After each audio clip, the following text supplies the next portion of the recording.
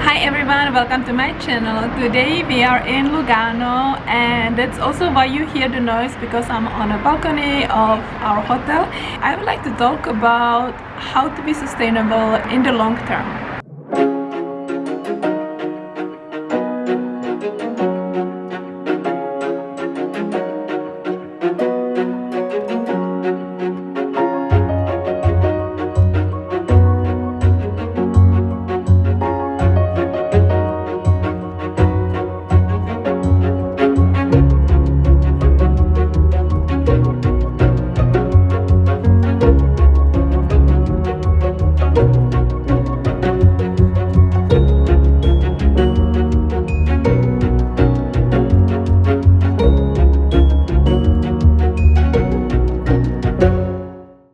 If you want to be sustainable just because it's popular or someone told you that you should do it, I don't think you will last for long.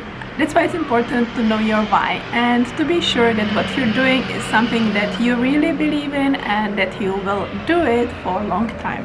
So being sustainable is also changing the way you think, because if you don't change the way you think, you will keep doing the things that you were doing before and that you don't want to do now anymore. For example, if I don't think about bringing my own reusable bag, I will go to a store, I buy food, and as I have no bag, I have to buy either a paper bag or a plastic bag depending on the store, because sometimes they just don't have paper bags available, so you need to buy a plastic one. And it happened to us yesterday. We wanted to buy some books and some coloring books for Chloe Sophia. We went to a store and we forgot to bring our reusable bag. And as I mentioned before, we've been doing this low-waste lifestyle for 2 years. Even though you may really want to be more sustainable and to bring home as little plastic as possible, you really need to think about it, because there are so many things that are happening in our lives, especially if you have children, if you're worried about some things about your life, about work, etc. Things like being more sustainable, they just go in the back of our minds. You need to be organized, you need to plan in advance, and that means that you need to change the way you think if you want to be more sustainable. For example, we were going to Lugano and we didn't want to buy any food on our way, so Alex prepared some food. So we had this huge, heavy container for food so that it stays warm for Chloe Sophia. Then I had my coffee mug, we had 2 reusable water bottles, and another food container that I had at work. If we were going by train, we would have to have another luggage for all these little containers that we take with us. I find it's very easy when it comes to beauty products, because right now I already have my routine. When we travel, it's actually very practical to bring my compact products like shampoo, conditioner, deodorant, body cream, solid toothpaste, and my light bamboo brush. So it is possible, but you need to be organized, and that's the first thing. If you know your why, if you know why you're doing it, you will put more time and more effort in really doing what you're doing. This video is not about me telling you what you should not be doing, how you should be living your life. I'm just showing what we do and why we decided to change the way we live. My why, for example, is that I have a daughter and I would like her to enjoy this planet even when she's 80. I love nature and animals, and I believe that we need to protect biodiversity if we want to survive on this planet. I also think that it's important to know where your bank is investing your pension. I never thought about it, but after reading one book, I decided that I have to look into that as well. When it comes to food, we do our best to shop locally every time we can, and we go to bulk stores whenever it's possible for us. I do like to go to second hands, and I don't mind wearing clothes from second hands. It doesn't bother me, but I know friends who are not into second-hand fashion.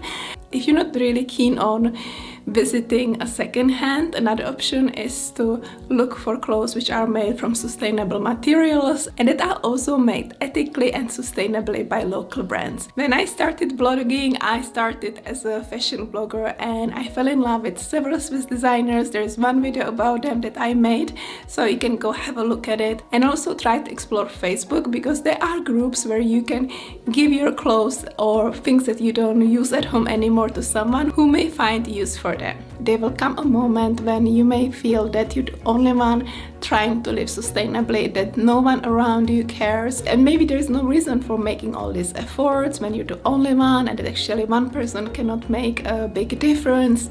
I go through these phases quite often, sometimes even at home, when my husband buys something that I don't agree with, which is packaged in plastic. But of course he had a good intention and he didn't realize that he just bought something which is packaged in plastic. And I don't know if it makes sense that you don't realize it, but sometimes you just buy things out of habit, and even though you've been trying to live plastic free or low plastic already for some time, you make mistakes. And that brings me to another point, that you need to be patient, you need to be loving and understanding, and also do this with compassion. Because if you go to people and you tell them you're animal killers because you're eating meat and you should all become vegans and vegetarians, I do understand that logic. I agree that it's much better for the planet and for our environment. Not everyone, and I would honestly say that 99% of my friends, they don't want to stop eating meat. So we need to find alternatives instead of pushing our ideas and beliefs on people, because if we do that, they're not going to change. They will actually stick to their habits because that's something that you used to, it makes you feel comfortable. So why would you change your habit just because someone is telling you that you should not eat meat or that you should not drink milk? So this is my last point, and as I said, do it with love, with patience, with understanding, and try to lead by example. Live and let live. And if people are inspired by you, if they see that you're happy, that you're content with what you're doing, they will start doing things themselves.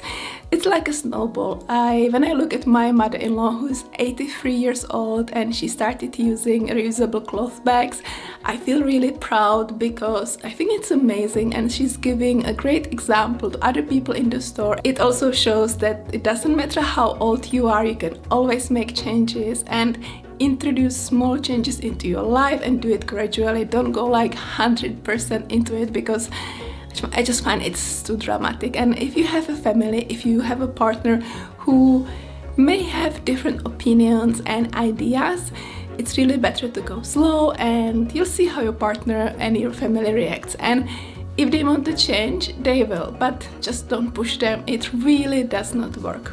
I hope you found this video interesting. Let me know in the comments below what you think and what are lifestyle changes that you are willing to make. If you like this video, don't forget to click like and subscribe to this channel, and you can also hit the bell. Thank you for watching, and see you soon in the next one.